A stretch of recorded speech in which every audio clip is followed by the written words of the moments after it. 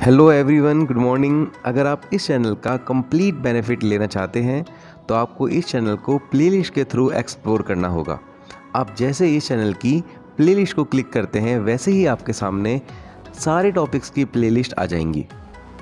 मैंने यहाँ 10th, 11th, 12th class के लिए फ़िज़िक्स लेक्चर और साथ ही बीएससी बीटेक के लिए भी physics lecture and free PDF notes with experiments यहाँ मैंने अपलोड किए हुए हैं। हेलो स्टूडेंट्स, आज हम विद्युत द्विध्रुव के कारण उसके निरक्षीय बिंदु पर विद्युत क्षेत्र की तीव्रता के लिए व्यंजक व्युत्पत्ति करेंगे, डेरिवेशन करेंगे। विद्युत द्विध्रुव के कारण उसके निरक्षीय बिंदु पर विद्युत क्षेत्र के लिए हम एक डेरिवेशन परफॉर्म करेंगे। तो इस डेरिवेशन को करने के लिए हमें ये डायग्राम बहुत अच्छी तरह से समझ में आना चाहिए। तो पहले हम इस डायग्राम को समझते हैं और फिर इसका हम आगे डेरिवेशन करेंगे। तो डायग्राम ही है सब कुछ, ठीक है, ध्यान से समझना डायग्राम। तो देखिए, तो यहाँ पर एक विद्युत द्विध्रुव है। विद्युत द्विध्रुव के पास क्या होता है, एक माइनस क्यू और एक प्लस क्यू। तो आप कहेंगे सर एक बार बताइए कि माइनस क्यू हमेशा यहीं रखना है क्या और प्लस क्यू हमेशा यहीं रखना है क्या? यस। तो माइनस क्यू इसलिए यहाँ पे रखना है, प्लस क्यू इसलिए यहाँ पे रखना है क्योंकि विद्युत द्विध्रुव आघूर्ण की दिशा कहाँ से कहाँ होती है?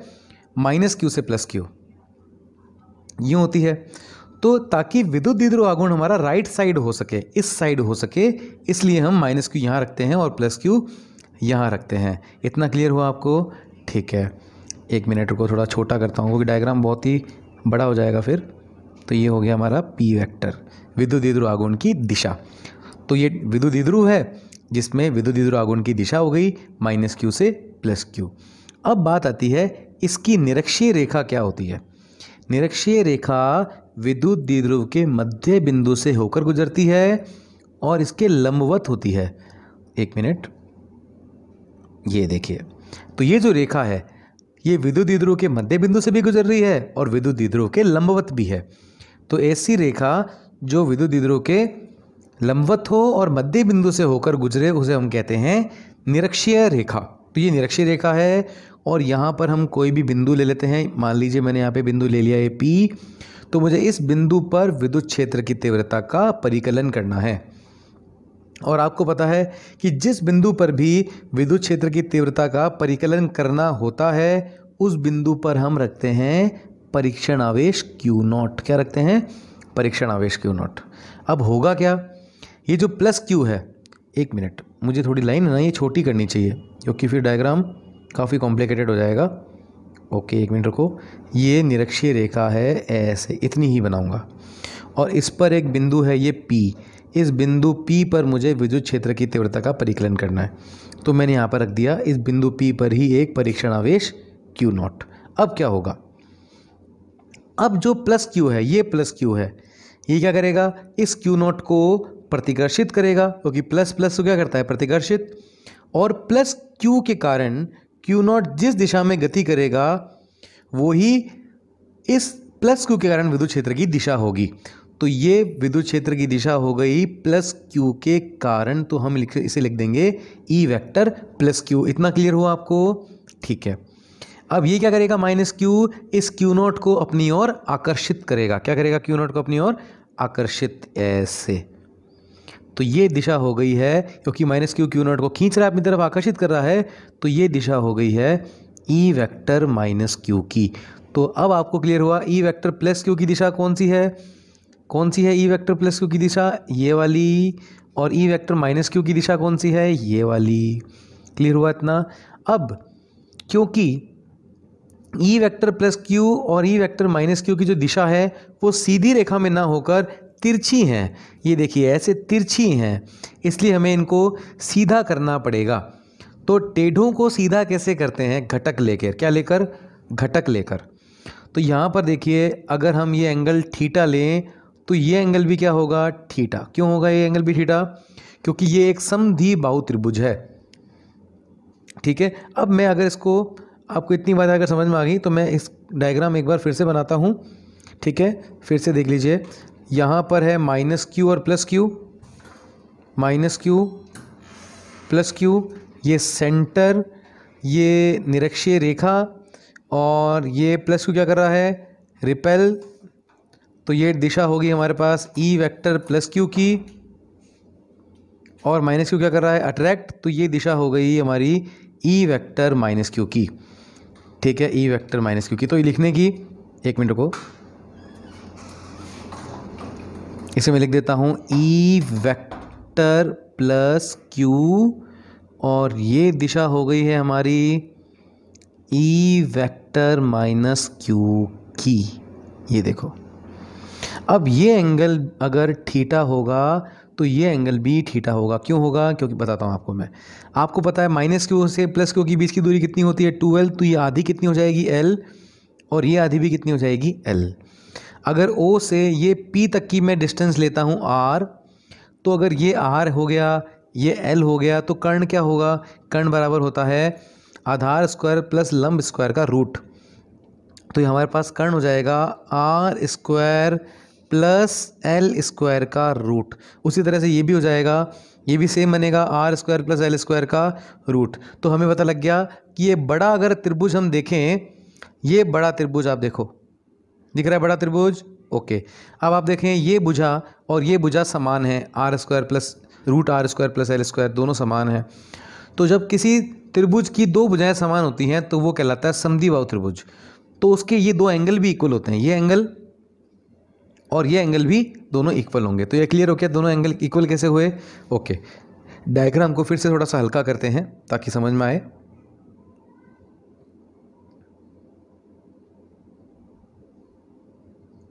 ओके, तो अब देखिए, अब आपको इतना क्लियर हो चुका है। तो अब क्या करते हैं, हम इनके घटक लेना स्टार्ट करते हैं। तो ये देखिए, यहाँ से मैं एक लाइन यूँ खींचता हूँ, ठीक है। अब आप देखिए ये एंगल अगर थीटा है तो ये एंगल भी थीटा होगा, क्योंकि ये दोनों एंगल क्या हो गए, इसको बोलते हैं एकांतर कोण। ये देखो जेड बन रहा है, दिख रहा है सबको जेड बनता हुआ, ओके। तो इसलिए ये क्या बन गया, ये एकांतर कोण है। और ये एंगल थीटा, तो ये एंगल भी थीटा होगा, क्योंकि ये बनते हैं आसन कोण। जैसे एक रेखा है और एक रेखा का दो समांतर रेखाओं से जो कोण बनता है, देखिए ये कोण और ये कोण, ये बराबर होते हैं, इनको बोलते हैं हम आसन कोण।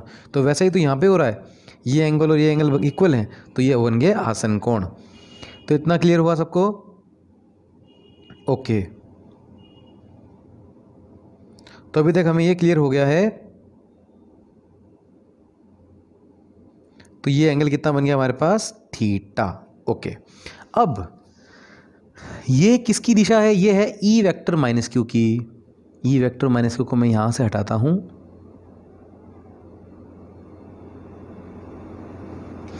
और मैं यहां लिखता हूं ये ई वेक्टर माइनस क्यू यहां लिखा जाएगा, ठीक है। अब आपको ये बात पता है कि ये अगर कोई वेक्टर है, ए वेक्टर, और यहाँ से एंगल बन रहा है, तो जहाँ से एंगल बनता है वो क्या होता है, ए कॉस थीटा। इसको बोलते हैं सदिशों का वियोजन। जहाँ से एंगल बनता है कॉस थीटा, और परपेंडिकुलर क्या होता है, साइन थीटा। ये बात आपको याद होगी, ओके। तो यहाँ पर देखिए ई वेक्टर माइनस क्यू जो है वो ये है, और यहाँ से एंगल बन रहा है, तो यहाँ पर क्या हो जाएगा, ई माइनस क्यू कॉस थीटा। ये क्लियर हुआ आपको, ई माइनस क्यू कॉस थीटा बन जाएगी ये। तो ये सॉरी ओके, ये ई प्लस क्यू है, ये प्लस क्यू के कारण है, तो ई प्लस क्यू लिखना है इसे। तो ये बन जाएगा ई प्लस क्यू कॉस थीटा, और परपेंडिकुलर क्या हो जाएगा, ई प्लस क्यू साइन थीटा। जहाँ से एंगल बनता है cos theta, perpendicular sine theta. उसी तरह से आप अब इसे देखिए, इस कलर को चेंज करता हूँ, ये लेता हूँ। देखो अब आप इसे देखिए, ई वेक्टर माइनस क्यू को, यहाँ से एंगल बन रहा है, जहाँ से एंगल बने कॉस थीटा, तो ये ई माइनस क्यू यहाँ से एंगल बना रहा है, तो ये बन जाएगा ई माइनस क्यू कॉस थीटा, और परपेंडिकुलर ऐसे बन जाएगा ई माइनस क्यू साइन थीटा। तो ये क्लियर हुआ। तो आप यहाँ पर देख रहे हैं, इसे वापस से नोट्स में देखें इस डायग्राम को, तो और अच्छी तरह क्लियर होगा। ये देखिए यहाँ पर, ये देखिए ई वेक्टर प्लस क्यू की दिशा, मैं फिर देखा थोड़ा सा दिख रहा नहीं है, ओके अब दिखेगा।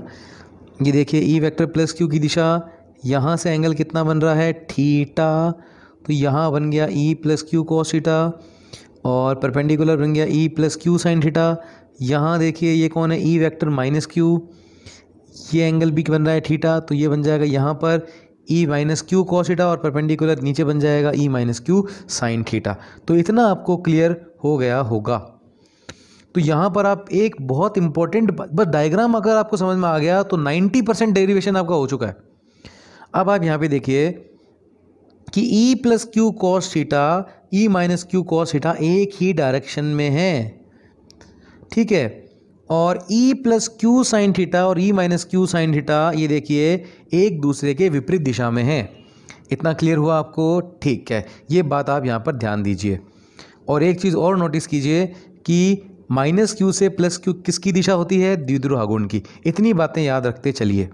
अब हम इसकी थ्योरी देखते हैं स्टार्टिंग।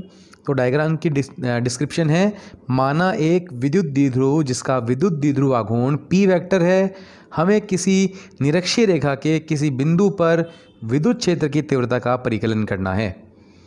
प्लस क्यू आवेश के कारण विद्युत क्षेत्र की तीव्रता क्या होती है? अब देखो, तो बहुत इजी है, फॉर्मूला याद है सबको। विद्युत क्षेत्र की तीव्रता का क्या होता है? के क्यू अपॉन में आर स्क्वायर। तो ये प्लस क्यू दिख रहा है, यस। किस बिंदु पे निकालनी है विद्युत क्षेत्र की तीव्रता? इस पी बिंदु पर। सूत्र क्या होता है? के Q upon are square. R कितना, दूरी कितनी है? Root are square plus L square. तो दूरी हमने ली root are square plus L square का whole square. K Q upon R square का होता है ना, तो आर कितना है? Root are square plus L square, इसका होल स्क्वायर। अब ये होल स्क्वायर से रूट हट जाएगा, कट जाएगा, तो ये बन जाएगी हमारे पास ई प्लस क्यू के कारण जो विद्युत क्षेत्र की तीव्रता होगी वो होगी के क्यू अपॉन में r square plus L square. इसी तरह से ये माइनस क्यू दिख रहा है, यस। ये पी पॉइंट है, यस। इनके कारण माइनस क्यू के कारण पी पॉइंट पर कितनी होगी विद्युत क्षेत्र की तीव्रता? तो k Q upon are square. R इस बार भी सेम है, root are square plus L square. तो माइनस क्यू के कारण भी ये सेम होगा। यहाँ पे मैं प्लस की जगह अगर माइनस कर दूं तो भी यही आंसर आएगा। इसका मतलब ई प्लस क्यू और ई माइनस क्यू सेम है। नोट्स में देख लेते हैं। ये देखिए, प्लस क्यू आवेश के कारण विद्युत क्षेत्र की तीव्रता E plus q k Q upon are square plus L square.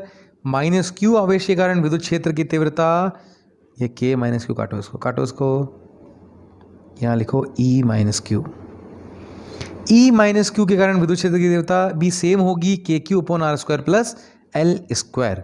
अब एक महत्वपूर्ण बात जो मैंने डायग्राम से बताई थी, विद्युत क्षेत्र के घटक ई प्लस क्यू साइन थीटा व ई माइनस क्यू साइन थीटा परिमाण में समान परंतु दिशा में विपरीत होने के कारण, आपने डायग्राम में देखा था ये दोनों परिमाण में समान हैं परंतु दिशा में विपरीत होने के कारण परस्पर निरस्त हो जाते हैं। जबकि ई प्लस क्यू कॉस थीटा व ई माइनस क्यू कॉस थीटा दोनों जो थे, आपने डायग्राम में देखा था कि एक ही डायरेक्शन में थे, दोनों इस डायरेक्शन में थे, तो परिमाण में भी समान हो गए क्योंकि हमने देख लिया ई प्लस क्यू और ई माइनस क्यू इक्वल है और ये दिशा में भी समान है, इसलिए ये जुड़ जाएंगे। मतलब दिशा में समान होता है वो जुड़ता है चाहे परिमाण में हो या ना हो, लेकिन ये परिमाण में भी समान है, तो ये एक ही दिशा में होने के कारण जुड़ जाएंगे और E plus Q sine theta और E minus Q sine theta विपरीत दिशा में होने के कारण कट जाएंगे। तो अब देखो, अब मेरी बात सुनो, अब विद्युत क्षेत्र इधर है, बस इधर वाले E plus Q cos theta E minus Q cos theta जुड़ गए, इधर वाले कट गए, तो विद्युत क्षेत्र की जो दिशा आएगी, कुल विद्युत क्षेत्र की दिशा वो भी इधर ही होगी क्योंकि इसके दोनों घटक इस दिशा में है, तो विद्युत क्षेत्र की कुल तीव्रता की दिशा भी इधर ही मिलेगी और वो किसके बराबर होगी? E plus Q cos theta plus E minus Q cos theta के बराबर, क्योंकि ये दोनों जुड़ रहे हैं इस दिशा में, तो इसी दिशा में हमें कुल विद्युत क्षेत्र की तीव्रता भी मिलेगी। लेकिन विद्युत द्विध्रुव आघूर्ण की दिशा कहाँ है? वो यहाँ है और हम तुलना किससे करते हैं? किसकी दिशा से तुलना करते हैं? विद्युत क्षेत्र की दिशा की पी वेक्टर से तुलना करते हैं। अब पी वेक्टर यहाँ है, हमारी कुल विद्युत क्षेत्र की तीव्रता यहाँ है, तो हम ऐसे लिख सकते हैं कि कुल विद्युत क्षेत्र की तीव्रता की दिशा विद्युत द्विध्रुव आघूर्ण की दिशा के विपरीत होगी। ये कह सकते हैं हम? हाँ, कह सकते हैं भाई। अब देखो, तो यहाँ पर एक इम्पोर्टेंट जो इक्वेशन समझ में आनी चाहिए सबको, अगर नहीं समझ में आए तो फिर से इसको पीछे करके फिर से देखना वीडियो, ठीक है। तो यहाँ पे देखो कुल विद्युत क्षेत्र की तीव्रता E plus Q cos theta plus E minus Q cos theta दोनों जुड़ रहे थे, तो ये दोनों ऐड हो जाएंगे। तो ये तो आ गया इनका परिमाण, इस इक्वेशन का परिमाण। लेकिन कुल विद्युत क्षेत्र की जो दिशा है, तीव्रता की दिशा है, वो विद्युत द्विध्रुव आघूर्ण की दिशा के विपरीत है। माइनस क्यों आया? क्योंकि विद्युत द्विध्रुव आघूर्ण की दिशा के विपरीत थी, इसलिए माइनस आया। कल वाला जो डेरिवेशन था हमने लास्ट क्लास में किया था उसमें नहीं था ऐसा, उसमें प्लस था, क्योंकि कुल विद्युत क्षेत्र की तीव्रता और विद्युत द्विध्रुव आघूर्ण की तीव्रता सेम थी E वेक्टर प्लस क्यू के कारण। कोई बात नहीं, ये तो समझ में आया। ओके, अब हम क्या करते हैं, आगे सॉल्व करना है, अब कुछ नहीं है, अब सारा काम हो चुका है हमारा। अब बताइए E प्लस क्यू की वैल्यू कितनी होती है? के q upon r square plus L square. E minus q की वैल्यू कितनी होती है? के q upon r square plus L square. Okay, ये दोनों सेम हैं, सेम क्वांटिटी, जुड़कर हो जाएगी 2kq cos theta r square plus L square. और बाहर पड़ा है हमारे पास पी कैप, माइनस को लगाना मत भूलना। ओके, अब कॉस थीटा क्या होता है? Base upon hypotenuse, sorry base upon hypotenuse, सही तो है, बेस अपॉन हाइपोटेनियस मतलब आधार बटा कर्ण। कॉस थीटा क्या होता है? आधार बटा कर्ण। तो आपको इसके लिए आना पड़ेगा त्रिभुज में। कॉस थीटा क्या होता है? आधार, आधार कितना? एल, और कर्ण कितना? R square plus L square. तो कॉस थीटा हो जाएगा आधार बटा कर्ण। इस कॉस थीटा की जगह लिखो, अरे अरे अरे हाँ, कॉस थीटा की जगह कितना आ जाएगा? एल, और कर्ण कितना है? R square plus L square का रूट, यही तो है। तो कॉस थीटा की जगह लिख देंगे l upon are square plus L square का रूट। रूट भी लिख सकते हो या पावर लगा सकते हो हाफ। तो ये क्लियर हुआ। अब देखो इधर ब्रैकेट लगाओ, तो r square plus L square की इधर पावर कितनी है? 1, और इधर कितनी है? हाफ। तो जब आधार समान होता है तो घातें जुड़ जाती हैं। 1 प्लस हाफ कितना होता है? 3/2। तो देखो नेक्स्ट स्टेप में कितना आ गया? 3/2।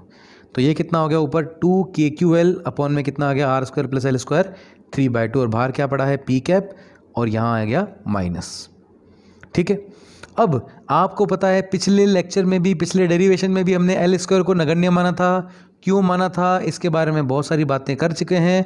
तो एल स्क्वायर को कर लेते हैं नगण्य, तो बच जाएगा केवल यहाँ पर आर स्क्वायर। अब आर स्क्वायर की पावर बन गई हमारे पास 3/2, तो ये 2 से 2 कैंसिल, ये बन जाएगा आर क्यूब।